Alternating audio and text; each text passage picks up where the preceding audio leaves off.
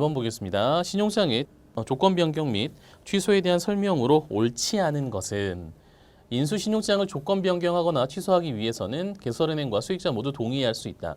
꼭 인수신용장뿐만 아니고요. 신용장과 관련돼서 조건 변경이나 취소를 하기 위해서는 기본 당사자 전원의 동의가 필요합니다. 기본 당사자 전원은 누구누구였죠? 개설은행, 수익자, 있다면 확인은행. 그렇죠? 전원의 동의가 필요합니다. 2번 원신용장의 조건 중 신용장 금액을 증액하고 최종 선적률을 단축하는 조건으로 변경한 경우 수익자는 자신에게 유리하도록 신용장 금액을 증액하는 조건만 수락할 수 없다.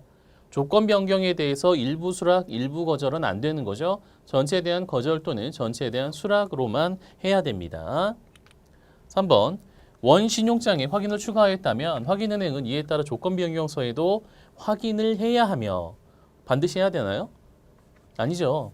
확인은행 같은 경우는 은행이 위험을 추가적으로 부담을 해야 되잖아요. 그렇기 때문에 그러한 확인에 대해서 예를 들어서 증액이 되었다라고 하면 그러한 증액에 대한 위험을 확인은행이 부담을 해야 되기 때문에 확인은행은 선택을 할 수가 있는 거죠. 비록 최초 신용장에 대해서 확인을 했다 하더라도 추가적인 조건 변경이 있다면 그러한 사실에 대해서 추가할지 말지를 선택할 권리가 있다는 겁니다. 자, 이 부분이 틀렸죠?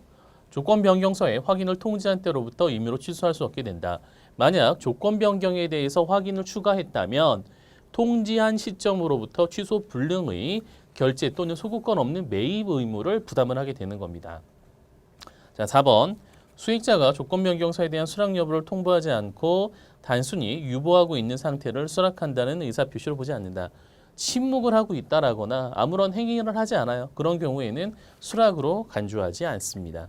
조건 변경이 일어나려면 기본 당사자 전원의 합의가 반드시 있어야 된다. 조건 변경에 대한 수락이 필요하다라고 정리하시면 되겠습니다.